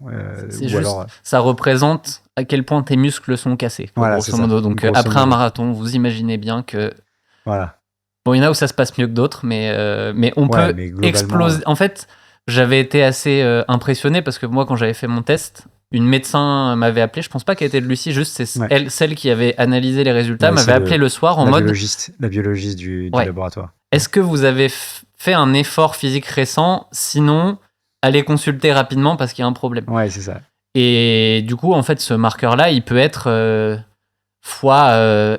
J'ai même plus les chiffres en tête, mais je crois que la norme, elle devait être dans les 100 ou 150, et moi j'étais à 2000 ou un Oui, truc c'est comme ça. ça. Ouais, Et c'est ça. Internet m'a expliqué que ça pouvait même aller beaucoup plus loin, jusqu'à des scores comme 10 000 après un ultra trail ou des trucs comme ça. Et en fait, normalement, ton corps n'est pas censé être n'est pas censé pouvoir arriver dans ces stades-là. Bah, c'est juste le signe de à quel point, j'ai envie de dire, le sport est bon pour la santé. Les épreuves difficiles, longues comme ça, c'est cool, mais ça n'a rien de bon pour la santé en soi. Exactement, ouais, exactement. Ouais, bah, c'est ça, c'est le côté too much du sport. C'est pour ça que je disais tout à l'heure que bah, il faut faire attention quoi, on a tendance à toujours aller après dans le trop. Et le trop est pas forcément bon, donc c'est pour ça que le sport est bon, mais en fait, ça dépend quel sport, comment il est pratiqué. Mais globalement, oui, c'est pour ça qu'on pose la question et qu'on conseille aux gens de pas faire. La veille, on demande en général qu'il y ait au moins 48 heures avant une grosse séance de sport, parce qu'il faut que ça redescende. Sinon, effectivement, et la plupart des gens qui ont des CPK élevés, honnêtement, à chaque fois, on demande, bon, vous avez fait une séance? Oui, j'ai poussé. Bon, bah, ok, d'accord, clair. Voilà. Mais tu vois, ça m'intéresserait vraiment d'avoir des. Bah, voilà, je suis vraiment focus marathon de Paris, c'est ce week-end. Ouais, c'est ce week-end, ouais. Mais des marathoniens. Tu le fais? Non. Non. Okay. Comme on est sur le salon et qu'on est partenaire, jamais je le fais parce que c'est pas l'énergie cette semaine-là pour courir un marathon. J'imagine. Mais j'aimerais vraiment en fait avoir des gens en semaine post-marathon qui font des analyses et qui nous permettent de dire regardez ce que c'est un marathon. Et des gens préparés, des gens moins préparés, et de pouvoir montrer ça. Parce que la seule référence que j'ai, et elle est hyper intéressante, c'est moi j'avais entraîné Nassim Saïli, enfin avec Campus on l'avait entraîné en 2023. Il avait fait son marathon, c'était dur, mais il en avait bien récupéré. Versus l'année d'avant où il avait fait marathon sans entraînement, cette fameuse trend d'il y a quelques années, et il avait mis 6 mois à s'en remettre parce que à l'intérieur, ça va. En fait, ton corps, tu l'as tellement déréglé qu'il met un temps fou à revenir en fait. Et bah ça va avec pareil la vidéo qu'on a publiée hier où en fait le marathon est devenu ouais c'est bon ça passe. Ah oui. Et on se rend plus compte parfois de. Il y a vraiment des gens qui vont entraîner au marathon. Il y en a pas tant que ça, mais beaucoup plus qu'à une époque où il faisait peur. On sait que c'est dur. Ok. Et là c'est dur, mais bon c'est pas grave. Et en fait moi quand je vois des gens qui sont vraiment dans le dur au 20e d'un marathon, je me dis les 20 km suivants, ils vont être destructeurs. Quoi. Bah ouais. Et je sais qu'on veut pas abandonner sur des courses, mais des fois, ça ferait pas de mal. Après, je dis ça, le dernier marathon que j'ai fait, genre j'étais dans le dur au 20e, mais dans le dur comme quelqu'un de très préparé, ce qui est pas la même chose que de ne pas l'être. Enfin bref. Tout ça m'intéresse. En fait, c'est parce que tu courais trop vite. Oui, tout simplement. C'est la bonne raison. Mais tu vois, tout ça m'intéresse parce qu'en fait, il y a vraiment des liens à faire pour faire comprendre aux gens aussi quand on leur met 2 semaines de récup. Qui sont la première semaine, c'est tu vas marcher. Et on dit, ah, ben c'est bon, je peux reprendre, j'ai plus mal. Mais j'ai plus mal, ça veut pas dire qu'à l'intérieur, tout va bien. Quoi. Tout est bien, tout est bien ficelé.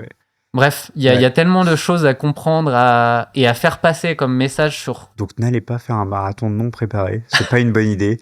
Évitez. À la limite, 10 km, c'est pas mal, mais ouais, un marathon non préparé, c'est un peu chaud. Mais bien préparé, ça se fait, et au final, oui, c'est un effort un peu extrême pour le corps, mais une fois... il va bien s'en remettre s'il a été bien préparé. C'est ça aussi le truc. Le corps est une formidable machine. Hein. Exactement. Une capacité d'adaptation et d'intégration, on va dire, des impacts qui sont assez incroyables. Mais effectivement, ça serait intéressant de tester des gens post-marathon. C'est vrai que tu m'as donné l'idée. Ça pourrait être intéressant de prendre des cohortes de gens. Ça fait un moment que j'ai ça en tête. Ok, bah faisons-le alors. Faisons-le. Mais faisons-le parce qu'en fait, il y a de la compréhension à avoir qui est cross-domaine. Pour moi, là, on va loin. Désolé pour ceux qui sont au milieu de leur sortie longue et qui commencent à fatiguer, mais je vous voyais peut-être pas l'intérêt aujourd'hui, mais pour moi, en fait, il y a des choses à aller piocher dans plein de domaines pour faire progresser un domaine connexe. Complètement. Et la santé pour les coureurs pourra progresser si Lucie a des datas sur les coureurs. Complètement. Et inversement, si on comprend des choses, améliorer. Et du coup, on pourra tous être plus précis dans comment on individualise les choses pour les gens. Et bah, vu que c'est ça qui me passionne, forcément, j'ai envie d'avancer là-dedans. Ok, trop bien. Mais je suis parti un petit peu loin, désolé. Pour rester un peu dans ce sujet, on était sur une épreuve, mais quand même, pour moi, il y a des aspects qui peuvent être invisibles. Tu parlais tout à l'heure du prédiabète pour des coureurs, qui peut être lié à... J'ai entendu qu'en tant que coureur, il faut que ça soit glucides tout le temps, et... je ne suis pas en train de dire qu'il ne faut pas manger de glucides, mais il faut être modéré dans son approche et manger ce qu'on a besoin. On entend aussi parler de jeûne intermittent, de ce genre de choses qui ont des intérêts santé, mais qui doivent s'appliquer dans des contextes où ça marche. Typiquement, moi, quand je m'entraîne beaucoup, il n'y a pas de place au jeûne intermittent parce qu'en fait, sinon je suis en déficit calorique. C'est compliqué. Tout ce qui peut être bon, en fait, et encore une fois, à nuancer parce qu'il faut que ça fonctionne pour toi, quoi. Le but, avant tout, quand tu fais du sport très régulièrement, c'est de t'assurer de manger suffisamment pour fueler ton corps. Sinon, ça sera plus délétère que tout ce que tu peux faire. J'imagine que ça, on le voit bien aussi. Ouais, on le voit bien. Et t'as l'inverse qui est vrai. C'est-à-dire que tu te mets à faire du sport et t'as faim qui augmente. Mais ta charge physique n'a pas forcément augmenté autant que ta faim, quoi. Et donc, du coup, t'as l'inverse qui est complètement vrai, où t'as tendance à aller... des gens qui font pas beaucoup de sport vont se mettre à courir, et tu vas aller courir une demi-heure, et derrière, tu vas manger... je vais en rajouter un peu, tu vois, je vais tirer le trait, mais tu vas manger 2 fois plus, parce que en fait, ça t'a donné faim, et parce que naturellement, ton corps se remet à bouger, etc. Et en fait, donc et c'est ça un peu le sujet sur ta charge de glucides. C'est qu'en fait, aujourd'hui, calculer sa charge glucidique et sa dépense énergétique sur des sorties longues, notamment, en fait, tu as des gens qui prennent des gels sur des séances très courtes. Est-ce que, tu vois, sur une sortie d'une demi-heure ou de moins d'une heure, ça a peu de sens en règle générale, parce que tes réserves de glycogène, en général, elles sont largement suffisantes. À moins que tu fasses effectivement une séance d'environ 1 heure avec beaucoup de fractionnés au milieu, etc. Et donc, peut-être que là, tu vas aller puiser sur les réserves. Et encore. Mais... et donc, c'est un peu là où viennent ces dérèglements prédiabétiques. C'est qu'en fait, on a tendance à effectivement tout de suite j'ai besoin de quelque chose pour compléter cet entraînement, donc j'ai besoin de mon gel, etc. Puis après, tu sais, t'as tout le marketing qui vient jouer, tu vois tout le monde prendre du gel, donc tu te dis, bah, il faut que j'en achète aussi, etc., etc. Alors, sur un marathon, oui, évidemment, à un moment donné, t'as une baisse d'énergie, évidemment, que tu dois venir compléter. Sur un mec qui fait un Ironman ou des sorties trail très longues, etc., évidemment que la nutrition tout au long de l'épreuve va être hyper importante. Par contre, voilà, on a tendance à un peu trop aller, et c'est ça qu'on voit, c'est ces dérèglements-là qui sont causés. Parce que, attention, les glucides sont pas forcément mauvais, tu vois, mais ça dépend dans quel cadre ils sont consommés et comment ils sont consommés. Et c'est ça, nous, qu'on met en lumière souvent chez les sportifs. Et voilà, c'est ça que les gens se rendent pas forcément compte. Ouais, c'est compliqué en fait, parce que typiquement, le sujet des gels, c'est encore un sujet à manque de nuances. Oui. Parce que il y a beaucoup de gens qui ont entendu prédiabétique et qui ont dû penser association gel, parce que c'est des discours qui passent en fait. C'est si vous consommez des gels, vous allez devenir prédiabétique parce que c'est du sucre. Ouais, c'est pas du tout ça qu'on dit, mais en fait, c'est un lien qui existe parce que c'est un raccourci facile que certains véhiculent et qui est nuisible parce que en réalité, ce que tu dis censé. C'est ça qu'il faut dire. C'est moi, dans mon entraînement, là en ce moment, je m'entraîne pas beaucoup. Bah, je consomme 0 gel. J'en ai pas besoin, en fait. Oui. Alors que si je suis en pleine prépa marathon, que je cours beaucoup, bah, d'une, j'enchaîne les entraînements. Donc, en fait, les gels peuvent servir à remplir les réserves avant d'avoir terminé. Exactement. En fait, ça dépend du contexte. Exactement. Et si tu cours une demi-heure, dans tous les cas, c'est toujours inutile. Oui. Si tu cours 1 heure à basse intensité, ouais, c'est pareil. À part si tu pars à jeun éventuellement, mais il y a des contextes, mais c'est quand même. Mais grosso modo, les moments où je prends des gels, ça va être sur des grosses séances de fractionnés, sur les grosses sorties longues. Mais des fois, on a le discours de il faut s'entraîner à prendre les gels pour votre course. Donc les gens font le raccourci. Ah, bah du coup, t'en prends sur chaque sortie. Non. C'est pas ce qu'on est en train de dire. C'est juste mesurer un peu les choses mais arrivez pas le jour de votre course en mode alors les gels, parce que sinon votre corps va pas l'accepter. Donc tout est histoire d'équilibre entre j'ai besoin de me préparer à un truc qui va être nécessaire le jour de la course, j'en ai besoin sur certaines séances pour aller au bout de la séance, mais faut pas non plus utiliser le truc bêtement et se dire ah bah les gels du coup c'est indispensable pour chaque sortie. Mais tu sais, ça va aussi, ça va avec tout ce qu'on disait précédemment, c'est-à-dire faire les choses en bonne intelligence. Et tu sais, c'est comme les gens qui s'inscrivent à la salle de sport et qui commencent par le shaker de prot. Bon, bah, tu t'inscris à la salle de sport, t'as même pas fait ta première séance, que t'as déjà acheté ta protéine, etc. Prendre de la protéine, quand t'as pas commencé à faire une routine de renforcement musculaire très forte, à soulever des grosses charges, etc., ça n'a quasiment aucun sens.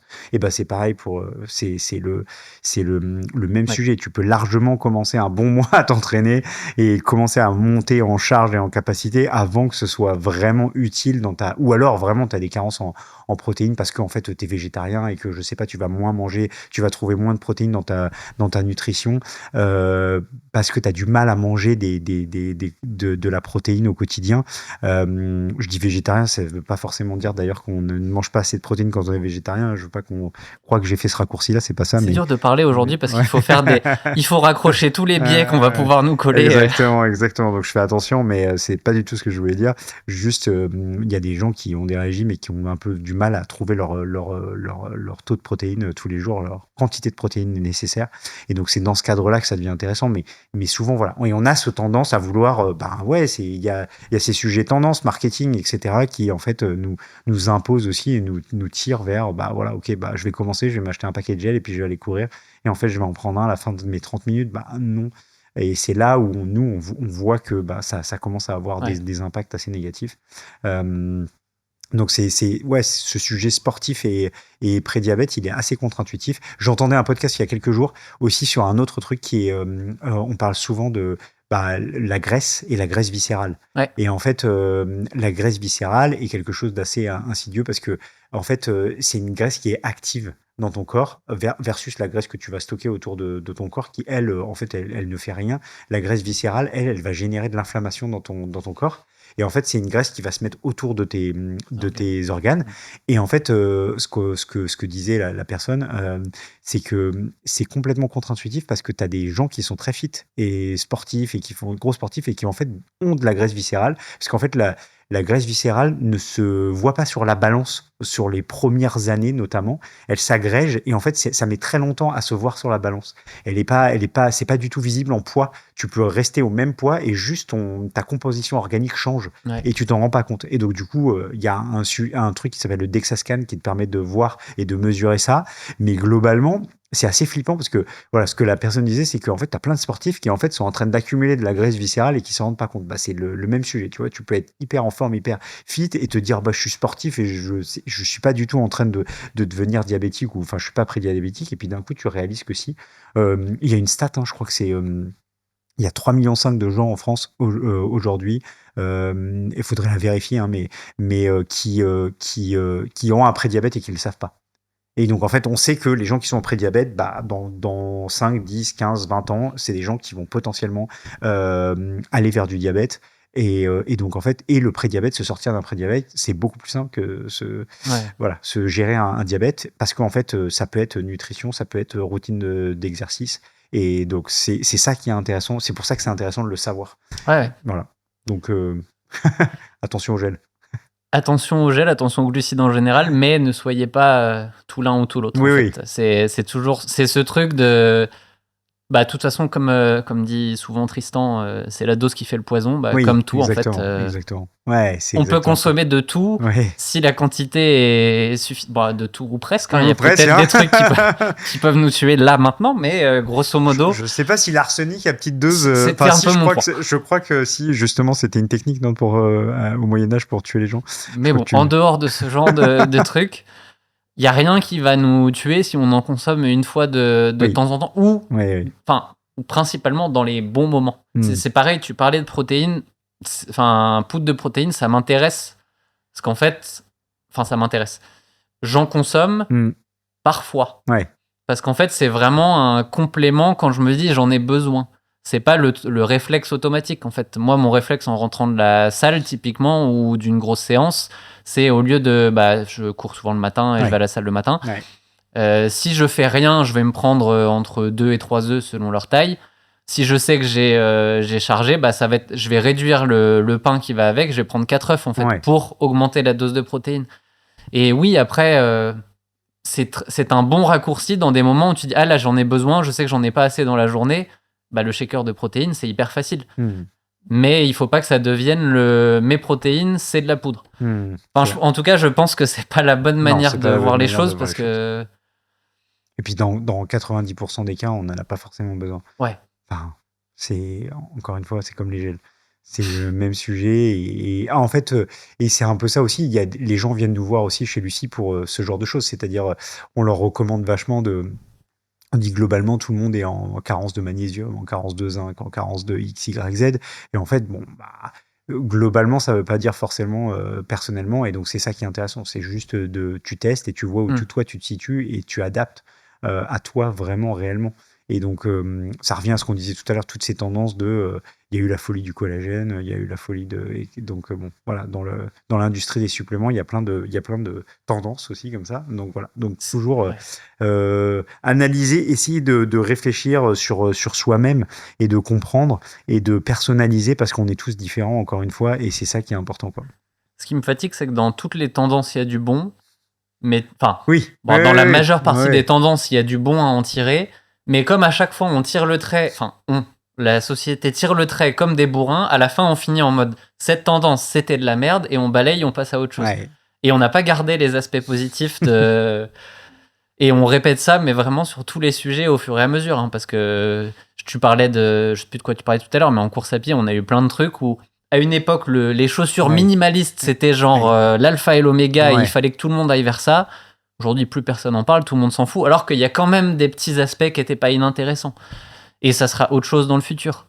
Est-ce qu'on pourrait pas juste se dire que, au lieu de chercher des secrets et de la magie, tranquillement, on prend tous les petits aspects intéressants, on les met ensemble et on arrive à quelque chose de la modération. J'ai vu la dernière fois, j'ai croisé en bas de chez moi, donc j'habite pas loin du bois de Vincennes, et j'ai croisé un mec qui courait, tu parles de chaussures minimalistes, j'ai croisé un mec qui courait pieds nus. Je me suis dit waouh, sur les trottoirs et tout, et après dans le bois, je me suis dit waouh, sur les cailloux, etc. C'est un bon symbole que le corps est une machine très adaptable en fait. Tu nous fais faire ça là. Moi c'est mort. Alors sur le bitume ça va passer, mais il faut pas qu'il y ait un petit gravier qui dépasse. Je suis sûr qu'on serait capable de s'y adapter. Peut-être. Mais ça prendrait du temps, il faudrait le faire en vraiment une longue période. Oui, c'est ça. Et j'ai pas envie de le faire. Il faudrait un campus coach pour t'habituer. Mais en fait, tout le monde peut le faire. C'est pareil, tu vois des Wim Hof ou des gens qui font même des gens qui font du bain froid. C'est hyper bon pour la santé. Est-ce que j'ai envie de le faire? Non, mais en fait, on s'y adapte. Si je le faisais tous les matins, je suis sûr qu'au bout de 3 semaines, mon corps il dirait ça serait toujours un truc un peu intense, mais tu l'aurais pris comme une habitude et puis après c'est fini. Donc bon, c'est vraiment tous ces trucs où je sais pas où j'étais parti avec ça, mais il y avait un point que j'avais noté, c'était sur le surentraînement invisible, qui est quelque chose qui est je pense plus commun qu'on peut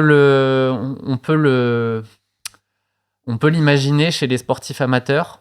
Pas tous, mais le sportif amateur qui, un peu comme tu disais tout à l'heure, essaye de faire un peu les choses comme les pros qui peuvent regarder, et du coup, je peux être le premier concerné, hein, donc très humblement là-dessus.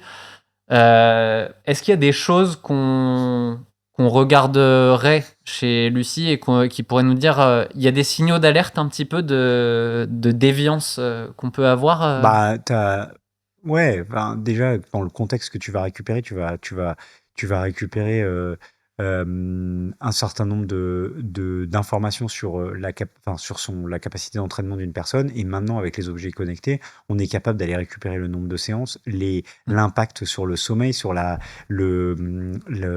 variabilité de la fréquence cardiaque, mais aussi le rythme cardiaque au repos la nuit. Tous ces marqueurs-là vont nous permettre, nous, d'analyser en plus des marqueurs. Tu as une inflammation, encore une fois, je le répète, mais le surentraînement, c'est l'inflammation pas mal, qui va exister. Et donc tout ça va permettre de voir si effectivement il y a un surentraînement. Donc on n'a pas, tu vois, un point particulier sur attention, vous êtes en surentraînement. Ça va être souvent ce que je disais tout à l'heure, c'est attention, il y a des séances à trop grosse intensité cardiaque, et donc du coup vous faites trop de cardio, et donc du coup on va moduler ça avec des séances de renforcement musculaire. On va essayer de peut-être diminuer la dose. Donc oui, on voit mais bien sûr, il y a, comme toujours, quoi, il y a des excès dans tous les sens, et on essaye de proposer des solutions adaptées, parce qu'on a conscience que sur la plateforme, on a aussi des gros sportifs, des gens qui en fait, c'est leur vie, quoi. Enfin, tu vois, c'est leur métier, et des sportifs professionnels. Et donc, du coup, ça, tu peux pas lui dire, tes 7 séances par semaine, tu vas en faire plus que 4, quoi. Parce qu'en fait, c'est pas adaptable. Si tu lui dis ça, c'est comme une personne qui sort tous les soirs et qui boit de l'alcool, et tu lui dis, demain, tu ne bois plus. C'est pareil, non, enfin, il y a toujours un univers à trouver, quoi, et une balance à trouver. Et donc, oui, sur le surentraînement, il y a pas mal de stigmates qu'on peut aller récupérer, nous, de notre côté, et qu'on va voir. Et globalement, c'est ce que je te disais, c'est l'impact sur l'âge biologique, quoi, qui finalement se voit tout de suite très rapidement sur la personne. Tu sais dire une personne qui a 33 ans et qui a 32 ans d'âge biologique, tout de suite, en général, mon feeling, c'est qu'il y a un sujet sport derrière, et haute intensité, quoi. Ok, intéressant. Je te propose qu'on aille un peu creuser dans le mien, comme ça, vu que tu en parles. Ouais. D'ailleurs, avant ça, tu parles d'âge biologique. Le mien, je crois qu'il est à 32. J'en ai 38. Mais si tu regardes... Il y en a un qui me fait rire en ce moment, c'est Whoop. Ouais. Est-ce qu'on n'est pas tombé un peu dans le pur marketing de regarder, vous êtes beaux et vous êtes géniaux? Parce que je crois que sur Whoop, j'ai 25 ans ou un truc comme ça. Je suis en mode abusez pas, les gars. Ça me paraît un petit peu. C'est vrai? Ouais, en tout cas, Alors, moi, c'est l'inverse. J'ai un bon âge biologique chez Lucie. Par contre, celui de Whoop, il est un peu cata, quoi. Mais... Hop, recharger maintenant. J'ouvre ma plateforme Lucie. Ouais. Vu que tu la connais mieux, je te passe mon ordi, je te laisse jeter un œil dessus. Je vais regarder mon Whoop parce que ça se trouve, je dis des conneries. Mais... Non, mais intéressant. Si je parle en dehors du micro, vous ne m'entendrez pas. Mais je rallume 2 secondes mon téléphone parce que je me demande si en fait, au bout d'un moment, ils sont pas partis sur la Lune dans vouloir nous dire regardez, tout ce que vous faites est bien. 24,9, j'ai encore perdu. Bientôt, je vais faire Benjamin Button à ce rythme-là. C'est incroyable, ça. Attends. Bref, tu sais, l'effet au bout d'un moment qui est censé être positif sur toi, là, je commence à être dans la méfiance de... Parce que tu dois avoir une HRV et un... Donc, oui. Très, très... et un bon... cardio-repos. Ouais. Oui, mais tu vois, en fait, leur manière de faire, c'est qu'ils prennent tous leurs critères, et à chaque critère, tu gagnes des points de vie. Ouais, mais du coup, c'est une addition, ça, c'est pas un... Moi, j'ai 1 point. Une année de moins sur le Whoop. Bref. Donc bon, moi... mais effectivement, j'ai un peu des doutes sur leur... Enfin, en fait, c'est pas des doutes, mais c'est toujours pareil. C'est la manière dont l'algorithme est fait pour calculer. Et en fait, il prend en compte ton rythme cardiaque au repos, il prend en compte ta HRV. Et en fait, voilà, est-ce que c'est la bonne manière de mesurer un âge biologique? En fait... pas vraiment, quoi. Mais ça te donne un indicateur. ça nous donne un indicateur et effectivement, je pense que toi, tu as des très bonnes métriques là-dessus. Donc, en fait, c'est pour ça que tu as une belle différence. Et c'est bien, franchement. Ouais, mais félicitations. à un moment, je veux pas non plus que tous ces marqueurs emmènent les gens dans. J'aime bien quand tu me dis que un coureur peut se retrouver à dire t'as 32 ans, en fait, la plateforme te dit 33. Ça t'amène à te poser des questions de ah merde, je pensais avoir un truc. Alors que si on te dit 25 au lieu de 38, bon, tu peux vite tomber dans la mégalomanie de super, je suis génial et je change rien alors qu'il y a des trucs. Alors, ouais, bah, on te donne un score de santé. Donc, en total disclaimer, je ne suis pas médecin, donc je ne vais pas analyser tes marqueurs. Oui, non, mais c'est plus. On est d'accord, c'est pour ça qu'on fait ça en fin de podcast voilà, aussi. Donc, et que je ne vais pas analyser tes marqueurs et te donner des conseils ou quoi que ce soit. Loin de moi. Je vais juste commenter ce que tu découvres dans la plateforme. Donc, on va te donner un score global. Donc, on te donne 78 ici, c'est sur 100. Donc, on va te dire, OK, tu as une base solide.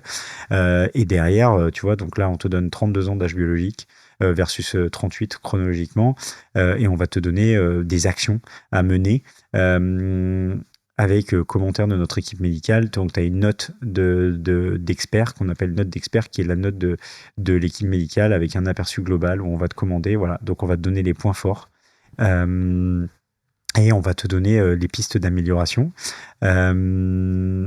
Sinon, globalement, après, on va détailler par système. Donc, c'est ce qu'on disait tout à l'heure. Donc, on a agrégé, donc là, tu as le système nerveux et récupération qui vont agréger un certain nombre de marqueurs. Donc, on va agréger ces marqueurs ensemble et on va t'expliquer pourquoi on les a agrégés, pourquoi ils font sens de les regarder ensemble et qu'est-ce que veut dire cette note. Donc là, c'est ta note la plus basse, je crois. C'est 66. Ouais. Et donc, ça, je pense que c'est dû à ton CPK qui Grandement. devait être. Voilà. Mais enfin, si je fais un récap, la partie système nerveux, pour moi, c'est le truc le plus. Le plus à travailler parce que c'est une question qu'on pourrait se poser, c'est est-ce que entrepreneur c'est bon pour la santé? Ouais, ça. Ton système nerveux est un peu challengé et du coup globalement mon corps va bien, c'est juste à quel point l'ordinateur il est capable de le gérer en fait. Ouais, exactement. Et tu vois ce qui est assez positif dans ton cas, c'est cette partie hormones sexuelles et reproduction, par exemple. Chez les gros coureurs comme toi, en général, les hommes, surtout vers cet âge-là, on a tendance à avoir une testostérone qui commence à être très basse. Et en fait, elle est très, très impactée par le cardio. Et là, dans ton cas, toi, tu vois, c'est ton système avec la meilleure note à 90. Donc ça, c'est un très, très bon point, notamment pour ta capacité à créer du muscle et à le conserver au fur et à mesure des années. Donc ça, c'est vraiment, voilà, je trouve que ça, c'est quelque chose qu'on peut noter, tu vois, qui est assez je sais pas si c'est surprenant, mais c'est assez cool de le savoir parce que dans ton cas, voilà, nous, on te donne cette information et voilà. Et après, tu vois, tu as des sujets, on va te donner des notes sur tes marqueurs de la thyroïde, sur tes marqueurs métaboliques avec tous les sujets de glycémie, d'indice OMAS et des marqueurs, c'est des ratios qui vont te permettre de savoir ton HbA1c qui est un marqueur de glycémie à 3 mois, ton insuline, ton insuline à jeun. Et donc voilà, donc tout ça, tu as les marqueurs d'inflammation aussi, tu vois, pareil, toi, c'est pas tes sujets. Donc c'est assez marrant parce que, et encore une fois, je suis absolument pas médecin, mais tu vois, à première vue comme ça, j'aurais pas forcément dit que tu aurais des résultats comme ça. Et donc après, on va te donner tout un tas d'actions personnalisées par rapport à ce que tu nous as donné comme information sur le sommeil et la récupération, l'activité physique, la nutrition, la santé mentale, l'environnement, et puis une partie supplémentation. Donc, tu vois... 2 séances dures. Voilà. Bon, typiquement... Non, mais en vrai, moi, les recos, je les ai trouvées pertinentes pour moi. Il y a des choses que j'ai mis en place qui... j'ai pas refait d'analyse, donc je sais pas ce que ça donne, mais même la reco de pas trop de séances intenses, dans mon cas, je sais que ça marche bien. Ouais. Pourquoi les périodes de prépa marathon sont des périodes où je me sens bien? Parce qu'une prépa marathon, c'est beaucoup de basse intensité. Ouais. Et ça, je réagis super bien. Mon système nerveux, ok. il est plutôt boosté par ça quand je suis en forme. Et je suis plutôt à esquiver les séances de fractionné parce que c'est compliqué. Et là, je le vois, la salle, c'est que du nerveux. Enfin, c'est de la force, mais c'est que du nerveux et ça m'impacte beaucoup, en fait. Okay. Bref, en fait, ce que j'aime dans tout ça, c'est que tu as tes sensations, ce que tu connais de ton sport, ce que tu connais de ta vie. Et en fait, ça vient faire des liens avec des éléments où tu peux te dire ok, ça, globalement, j'avais pas d'inquiétude. Bon, bah, ça confirme qu'il n'y a pas à en avoir. S'il y en a, bah, tu creuses le sujet, tu fais des petites adaptations. Et pour moi, c'est ma vision de la vie. C'est au fur et à mesure, on continue de s'améliorer tous les jours, quoi. Mais tous les jours. C'est une phrase, hein, mais on va dire de mois en mois, d'année en année, on essaye d'aller dans le bon sens. Et je dis on essaye. Parce qu'en fait, quand je dis ça, encore une fois, un être humain. Ouais, et un être humain très très imparfait qui est dans le haut et dans le bas très régulièrement. Donc en fait, c'est cool d'avoir un beau chiffre et de se dire ça marche. Moi, dans mon quotidien, ça veut pas dire que je le vis super bien non plus. Donc j'ai encore plein de choses que je peux améliorer pour me dire mon sport ça va bien, mon corps ça va bien, ma tête va bien et j'arrive à tout gérer. Et c'est des aides qu'on peut avoir. Et je pense que pour le coup, ce que je dis là doit correspondre à beaucoup de gens. Parce que si tu poses la question à 100 personnes, est-ce que tout va bien pour toi dans ta vie ? Il n'y en a pas beaucoup qui vont te répondre 100%. Oui, j'ai rien à dire. Et en fait, tout est... c'est dur de trouver les raisons qui t'impactent. Et elles peuvent être dans plein de choses. Et pour moi, il faut un peu regarder au global si tu veux comprendre, quoi. C'est exactement le principe de la santé préventive, c'est de dire tu essayes d'avoir une vision holistique d'un système parce que tu sais que c'est un ensemble de paramètres qui rentrent en ligne de compte. Et donc, c'est exactement ça le principe, c'est de comprendre en fait le système dans son ensemble pour pouvoir y apporter des réponses. Et en fait, on sait très bien que tout est connecté, quoi. Et pour revenir sur Lucie, le dernier truc intéressant qu'on a mis en ligne et que tu n'as peut-être pas encore testé, c'est le coach IA qui te permet de poser des questions. Et donc, on a mis du temps à le sortir parce que c'est dans notre cadre de sécurité, tu vois, des informations, les modèles sont hostés par nous-mêmes, c'est pas envoyé à ChatGPT, etc., etc. Donc voilà, tout ça fait que, en fait, dans ce cadre-là, on a sorti ce coach IA qui est connecté à notre base de connaissances, qui est connecté à tes données, qui a ton contexte. Et en fait, c'est mieux que de uploader ces données dans ChatGPT, du coup, parce que lui, il n'a pas forcément le bon contexte. Il va te poser des questions, mais il va pas forcément te poser les bonnes questions. Il va pas récolter le bon contexte. Et donc il faut lui créer le cadre. Exactement. Il faut savoir un peu ce qu'on fait, sinon tu tombes avec des infos qui sont très généralistes et qui correspondent pas forcément à toi. Exactement. Et donc là, tu vas pouvoir poser toutes tes questions et ça permet aussi de complémenter un peu ce protocole et ce plan d'action sur soit des gens qui vont vouloir comprendre un peu mieux leurs marqueurs, des explications, et ça c'est hyper fort pour ça, soit aller plus dans de la personnalisation encore plus et poser des questions sur le plan d'action qui certaines personnes ne le trouvent pas suffisamment profond. Et là on va pouvoir creuser sur des sujets. Et donc là, si tu lui dis de faire ta semaine de repas pour cette semaine basée sur tes marqueurs, etc., il va te sortir ta semaine de repas, ton plan d'entraînement, etc., etc. Donc on peut aller vraiment beaucoup plus dans la personnalisation. Et globalement, c'est à peu près ça, la plateforme Lucie. J'irai creuser ça. Je vais peut-être vous coûter cher en token si je commence à mettre le nez là-dedans. Mais pas de souci. Merci beaucoup. Moi, j'ai adoré qu'on prenne ce temps parce que ça fait un moment qu'on a échangé des messages, mais comme souvent, prendre le temps dans la vie, il faut l'avoir.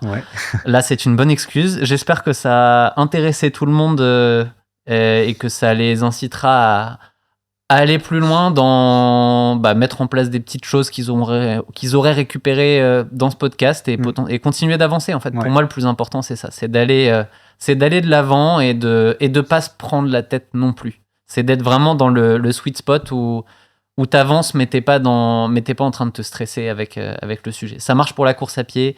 Si vous faites une course, oubliez pas que c'est un loisir. Faites ça en mode je fais bien, mais je ne deviens pas paralysé par. Et je veux pas que la santé soit un sujet de. Soit je suis paralysé par le truc, du coup, paralysé, je le mets de côté et je veux plus en parler. Soit je deviens fou à tout faire. Je pense que les extrêmes sont rarement des bonnes options. Donc Ouais, la clairement. nuance, on en a parlé plusieurs fois. Ouais, Essayons de on la va garder. l'appeler comme ça le podcast, la nuance. Bah merci de m'avoir reçu, c'était un plaisir. J'espère que effectivement vous avez appris plein de choses. Voilà. Merci beaucoup, Max. Bah merci Nicolas. À Salut bientôt. tout le Salut. monde.